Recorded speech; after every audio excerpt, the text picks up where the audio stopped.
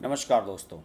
उत्तर प्रदेश की राजनीति के बारे में सबसे ज़्यादा लेटेस्ट अपडेट्स की प्रतीक्षा आप मेरे वीडियो से ही करते हैं, मैं जानता हूं। और मेघालय के गवर्नर सतपाल मलिक के बारे में एक वीडियो मैंने कुछ दिन पहले बनाया था और उसमें आपको जानकारी दी थी कि 1, 2 और 3 अक्टूबर को सतपाल मलिक पश्चिमी उत्तर प्रदेश में अपनी सक्रिय पॉलिटिक्स की शुरुआत करने जा रहे हैं कुछ कार्यक्रमों के साथ। हापुड़, बुलंदशहर, अलीगढ़, शामली, जो वेस्ट यूपी के कुछ ज़िले हैं, यहाँ पर उनके कुछ कार्यक्रम होने वाले थे। कल वो हापुड़ में थे और हापुड़ में उन्होंने मीडिया के साथ बातचीत भी की। वैसे मैं बताऊं कि उनका जो गवर्नर के रूप में कार्यकाल है वो ख़त्म हो चुका है। गवर्नर के रूप में उनका जो कार्यकाल था वो केवल 30 सितंबर तक था और चूंकि उनका कार्यकाल 30 सितंबर तक था, इसी वजह से सतपाल मलिक ने पहले ही इस तरह की भूमिका बनानी शुरू कर दी थी कि वो सक्रिय पॉलिटिक्स में आ सकते हैं। केंद्र सरकार की आलोचनाएं करने का तो काम वो लंबे समय से कर ही रहे थे, लेकिन वो जानते थे कि 30 तारीख के बाद यानी कि 30 सितंबर के बाद उन्हें एक्सटेंशन नहीं दिया जाएगा। और देखिए, केंद्र सरकार ने वास्तव में एक नया फैसला ले भी लिया है। सतपाल मलिक का कार्यकाल 30 सितंबर को ख़त्म हुआ और उनकी जगह बीडी मिश्रा हैं, जो अरुणाचल प्रदेश के वर्तमान राज्यपाल, उन्हें अतिरिक्त कार्यभार दे दिया गया है सतपाल मलिक की जगह। तो ये तो तय था, ऑब्वियस था पहले से ही कि ऐसा होना था। लेकिन सतपाल मलिक अपना बैकग्राउंड तैयार कर रहे हैं और सतपाल मलिक को ऐसा लग रहा है कि वो बहुत बड़े नेता बन चुके हैं।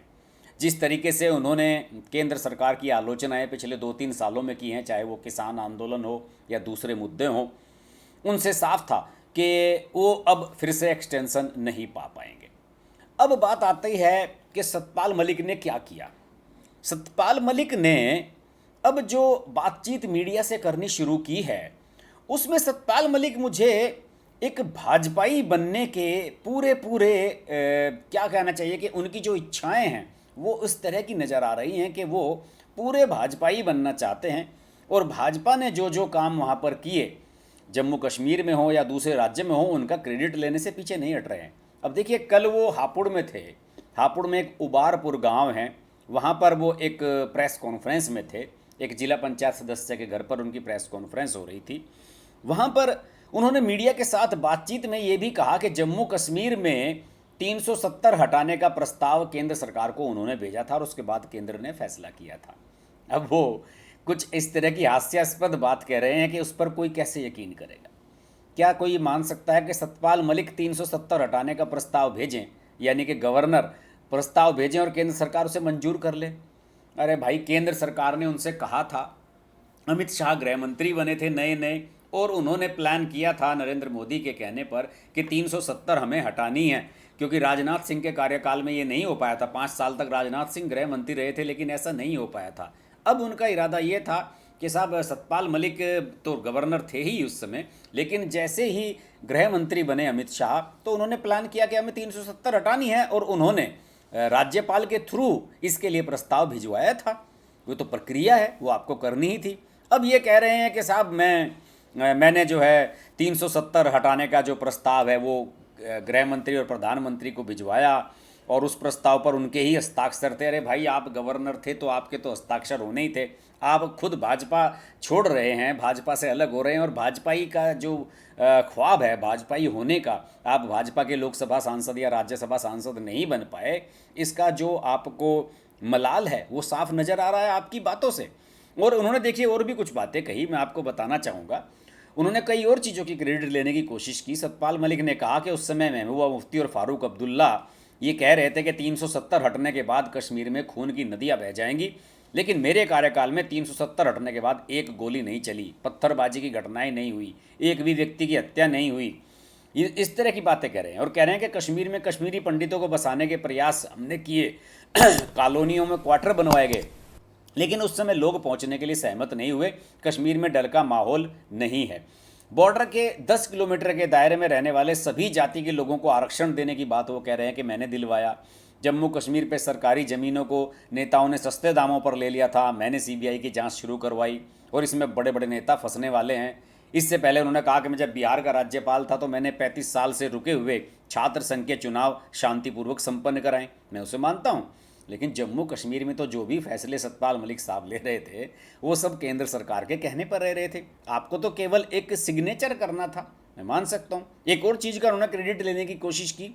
उन्होंने कहा कि जो एक जम्मू कश्मीर और पंजाब के बीच में एक पानी का बहुत बड़ा मसला था, और उसमें बता रहे हैं कि वो केंद्रीय मंत्री नितिन गडकरी का एक दिन उनके पास फ़ोन आया और उन्होंने कहा कि कैप्टन अमरिंदर मेरे पास बैठे हैं। और अमरिंदर ने बताया, उस समय सीएम थे कैप्टन पंजाब के, कि पंजाब और जम्मू कश्मीर के बीच 40 साल से पानी का एक समझौता लटका हुआ है और जिसे हमने 3 दिन में निपटा दिया। झगड़ा इस बात का था कि पानी पर कंट्रोल किसका होगा, और इसके लिए नितिन गडकरी ने दोनों की संयुक्त निगरानी की जो बात है वो तय करा दी, और फिर उसके बाद ये मामला हो गया। और उस समझौते के बाद से जम्मू, पंजाब, राजस्थान, हरियाणा, इन सब में सिंचाई उस पानी से की जा रही है, और वहाँ से पाकिस्तान को एक बूंद भी पानी नहीं जा रहा है। अब आप ये बताइए, पाकिस्तान को एक बूंद पानी नहीं जा रहा है, 370 मैंने हटवाई, फारूक अब्दुल्ला और महबूबा ये कह रहे थे 370 हटने पर यहाँ पर कत्लेआम हो जाएगा। ये बात तो सतपाल मलिक ऐसे बोल रहे हैं जैसे वो भाजपा नेता हों। क्या उन्हें भाजपा से चुनाव लड़ना है? अरे भैया, जिन पार्टियों में आप जाने की कोशिश कर रहे हैं, जयंत की पार्टी राष्ट्रीय लोक दल, या फिर अखिलेश यादव की समाजवादी पार्टी, जिनके लिए आप कह रहे हैं कि मैं आने वाले समय में प्रचार करूंगा, जरा उनसे भी तो पूछ लीजिए आप कि क्या 370 को लेकर उनकी पार्टियों का स्टैंड क्या है। क्या उनके नेता भी 370 को हटाया जाना सही ठहराते हैं?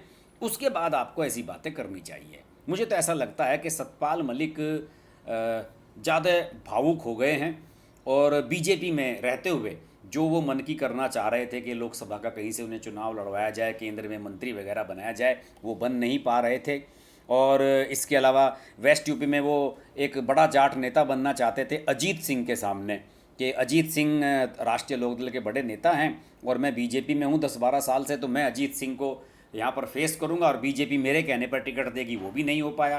केंद्र ने सतपाल सिंह जो बागपत के सांसद हैं और मुजफ्फरनगर के सांसद हैं, केंद्रीय मंत्री डॉक्टर संजीव बालियान, इसके रूप में बीजेपी को 2 अन्य जाट नेता वहाँ से मिल गए।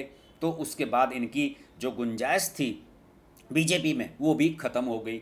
तो सतपाल मलिक का जो फ्रस्ट्रेशन है कि बीजेपी में रहते हुए भी ये बीजेपी वाले नहीं बन पाए, अब बीजेपी से जब आप हट रहे हैं तो बीजेपी के किए हुए कारनामों का, या जो उन्होंने चीज़ें की हैं जम्मू कश्मीर में या दूसरे, उन चीज़ों का क्रेडिट लेने का जो श्रेय है ये खुद क्यों लेना चाहते हैं सतपाल मलिक, ये मेरी समझ से बाहर है। वैसे इनकी 3 अक्टूबर को एक शामली में रैली होने वाली थी जिसमें जयंत चौधरी इनके साथ आने वाले थे।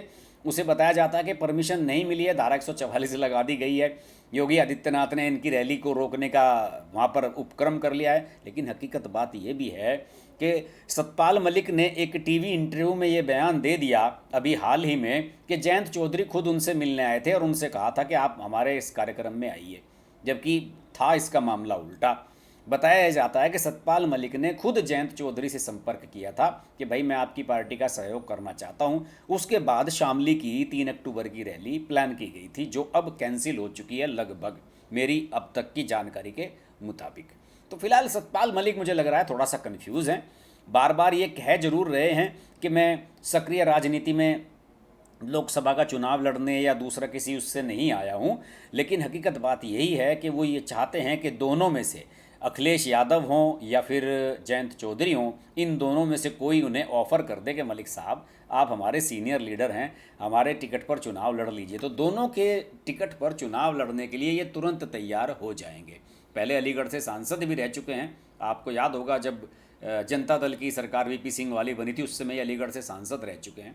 तो मुझे लगता है कि सतपाल मलिक कन्फ्यूज़ हैं, और अब उम्र का तकाजा है, 80 साल के होने जा रहे हैं, तो थोड़ा सा उनके दिमाग पर भी चीज़ें असर कर रही हैं। वो समझ नहीं पा रहे हैं कि मुझे करना क्या है, और अगर मैं समाजवादी पार्टी और राष्ट्रीय लोकदल को सपोर्ट करने की बात अगले आने वाले समय में कर रहा हूं, तो फिर मुझे किस मुद्दे पर क्या बोलना चाहिए इसकी भी समझ उन्हें नहीं है।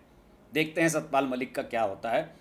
हमारी नज़र इस पर बनी रहेगी। उत्तर प्रदेश की राजनीति को हमने हमेशा बिल्कुल गंभीरता से ट्रैक किया है। सारे अपडेट्स आपके लिए हमेशा मैं लेकर आता रहा हूं। आपको ये वीडियो कैसा लगा मुझे कमेंट के माध्यम से बताइए। इसको लाइक कीजिए, शेयर कीजिए। चैनल अभी तक सब्सक्राइब नहीं किया है तो सब्सक्राइब जरूर कर लीजिए और जुड़े रहिए मेरे साथ। पॉलिटिकल पॉइंट के अगले शो में आपसे फिर मुलाकात होगी। नमस्कार।